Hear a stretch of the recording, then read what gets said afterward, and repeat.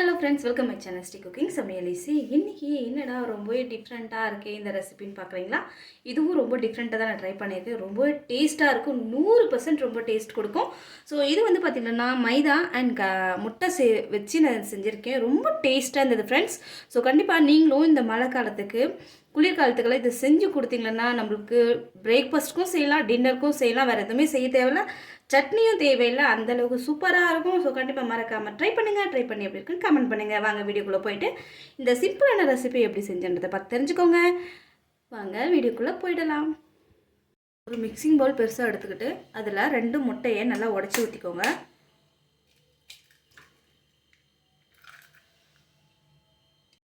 ரெண்டு முட்டை நல்லா உடச்சி ஊற்றியாச்சு.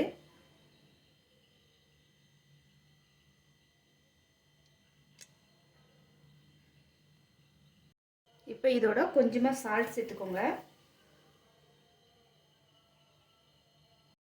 இப்போ மிக்ஸி வச்சு நல்லா இதை அடிச்சு விடுங்க. நம்மளோட வெள்ளைக்கருவும் மஞ்சள் கருவும் நல்லா மிக்ஸ் பண்ணிக்கோங்க. இது மாதிரி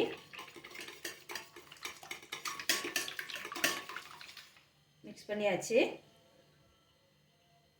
இப்போ இதோட ஒரு கப்பு போல் மைதா மாவு எடுத்திருக்கேன். நீங்கள் கோதுமை மாவுலையும் செய்யலாம். இப்போ மைதா மாவு இதோட சேர்த்துக்கோங்க. இப்போ இதோட 2 பெரிய வெங்காயம் நல்லா நம்ம ஆம்லெட் கட் பண்ணுற மாதிரி பொடி பொடியாக கட் பண்ணி எடுத்துக்கோங்க. அதை இதில் அப்படியே சேர்த்துக்கோங்க. அடுத்து இதோட பார்த்திங்கன்னா 4 பச்சை மிளகா பொடி பொடியாக கட் பண்ணி சேர்த்துக்கோங்க. இதோட கொஞ்சமாக சீரகம் நல்லா வந்து நுணுக்கி இது மாதிரி சேர்த்துக்கோங்க, கொஞ்சம் ஃப்ளேவருக்காக. அடுத்து இதோட கொஞ்சமாக பெப்பர் தூள்.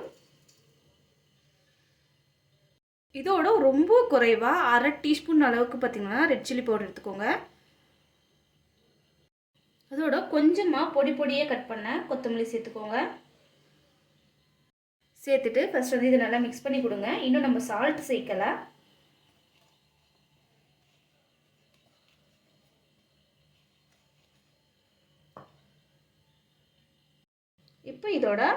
இப்போ இந்த ரெசிபிக்கு தேவையான, அதாவது இதுக்கு தேவையான உப்பு வந்து நம்ம ஆல்ரெடி வந்து முட்டையில் கொஞ்சம் சேர்த்துருக்கோம். இப்போ குறைவான அளவுக்கு சேர்த்து நல்லா மிக்ஸ் பண்ணிக்கோங்க. இப்போது ஒரு கையை வச்சு நல்லா வந்து மிக்ஸ் பண்ணி கொடுங்க. நல்லா பெசரணும். இந்த ஆனியனு, முட்டை, அப்புறம் நம்ம போட்ட மசாலாலாம் கொஞ்சம் நல்லா மிக்ஸ் ஆகணும். அந்த அளவுக்கு நல்லா பெசரிக்குங்க. இது மாதிரி நான் வந்து ஒரு கப்புக்கு, மீடியம் சைஸ் கப்புக்கு 1/2 கிலோவுக்கு 2 முட்டை எடுத்திருக்கேன். ஸோ நீங்கள் வந்துட்டு நீங்கள் எவ்வளோ மாவு எடுக்கிறீங்களோ அதுக்கேற்ற மாதிரி வந்து நீங்கள் எடுத்து முட்டை சேர்த்துக்கோங்க. 2 முட்டை 1/2 கிலோவுக்கு போதுமானது. இப்போ நல்லா மிக்ஸ் பண்ணிக்கோங்க. இது மாதிரி உதிரி உதிரியாக வந்தாச்சு. இப்போ இதில் கொஞ்சம் கொஞ்சமாக தண்ணி தெளித்து நல்லா வந்து மிக்ஸ் பண்ண போகிறோம். இப்போ கொஞ்சம் கொஞ்சமாக தெளித்து வந்து நல்லா நம்ம சப்பாத்தி மாவு மாதிரி பிசைஞ்சிக்கலாம். நிறைய தண்ணி ஊற்றிடுறாங்க, இல்லைன்னா வந்து ரொம்ப குழகுழன்னு ஆகிடும். இது மாதிரி வந்து கொஞ்சம் கொஞ்சமாக தேய்ச்சி நம்ம வந்து செஞ்சுக்கலாம்.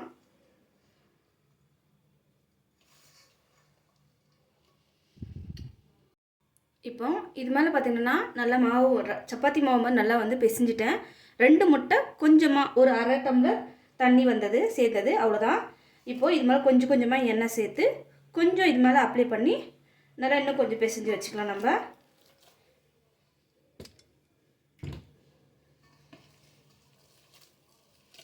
அவ்வளோதான். இது மாதிரி கொஞ்சமாக எண்ணெய் சேர்த்துங்க. இப்போ ஊற கொஞ்சம் வந்து லூஸ் வரும் நம்மளுக்கு. இந்த மாதிரி நல்லா வந்து அழுத்தி பிசைஞ்சுக்கோங்க.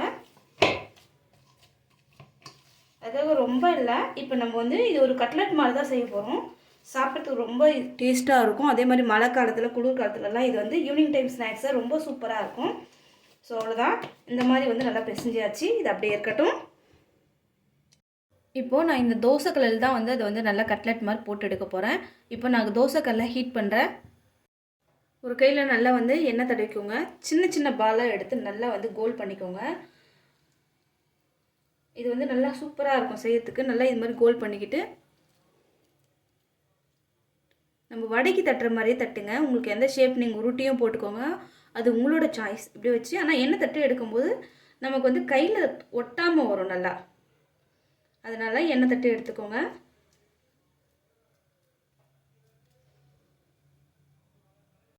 நல்லா இது மாதிரி வந்து தட்டி எடுத்துக்கோங்க. இந்த வெங்காயம் எல்லாம் மேலே தெரியணும். இது வந்து ரோஸ்ட் ஆகிட்டு வரும்போது சாப்பிட்றதுக்கு நல்லாயிருக்கும்.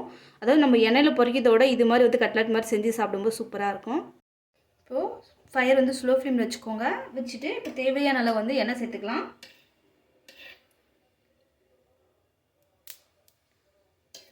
இப்போது நான் ஃபஸ்ட்டு செஞ்சது வந்து ரொம்ப சின்னதாக செஞ்சுட்டேன். ஸோ அதை அப்படியே போடுங்க. அதே மாதிரி எல்லாத்தையும் தட்டி தட்டி விடலாம். அதே மாதிரி தட்டி தட்டி நல்லா வந்து நம்ம வந்து விடலாம். இதில் அதே மாதிரி தட்டும்போது கொஞ்சம் மெலிசாக தட்டுங்க. அப்போ தான் வந்து உள்ளே நல்லா மாவு வந்து வெந்து வரும். கொஞ்சம் சாஃப்டாக இருக்கும். இது சின்ன சின்ன பால்ஸை உருட்டினா அது வந்து நல்ல வடை ஷேப்க்கு வர மாட்டேங்குது. ஸோ கொஞ்சம் பெருசாக எடுத்து நல்லா தட்டலான்னு பார்க்குறேன் நான். இப்போ இது மாதிரி எடுத்து கொஞ்சம் பெருசாக விட்டாச்சு. இது மாதிரி தட்டிக்கலாம். முதல்ல இதை எல்லாத்தையும் நம்ம திருப்பிக்கலாம். இது மாதிரி திருப்பிக்குங்க. நம்ம மிதமான சூட்டில் பொரிக்கிறோம். இதை வந்து நல்லா ஸ்லோ ஃப்ளேமில் நல்லா வந்து எல்லா பக்கம் திருப்பி எடுத்துக்கோங்க. இது மாதிரி நல்லா ஸ்லோ ஃப்ளேமில் 2 பக்கம் வந்து நல்லா வந்து திருப்பி விட்டு வேக வச்சு எடுத்துக்கலாம். அதே மாதிரி எல்லாத்தையும் பொரிச்சு எடுத்துடலாம். அவ்வளோதான். ரொம்ப சூப்பராக டேஸ்டியாக நம்ம ஈஸியாக ஒரு ஈவினிங் ஸ்நாக்ஸ் வந்து ரெடி பண்ணிட்டோம். ஸோ வாங்க சாப்பிடலாம். இந்த மாதிரி வீடியோ உங்களுக்கு வேணும்னா கண்டிப்பாக கமெண்ட் பாக்ஸில் கமெண்ட் பண்ணுங்கள். நான் வந்து நிறைய ரெசிபி வந்து ட்ரை பண்ணி உங்களுக்காக அப்லோட் பண்ணிகிட்டே இருப்பேன். ஸோ இதே மாதிரி உங்களுக்கு செய்யணும்னு ஆசை இருந்தால் கண்டிப்பாக செய்து பார்த்துட்டு உங்களோட ஃபீட்பேக்கை என்னோட ஷேர் பண்ணிக்கோங்க. நெக்ஸ்ட் ஒரு இன்ட்ரெஸ்டிங்கான வீடியோவோட மீட் பண்ணேன். தேங்க்யூ. Take care. பாய்.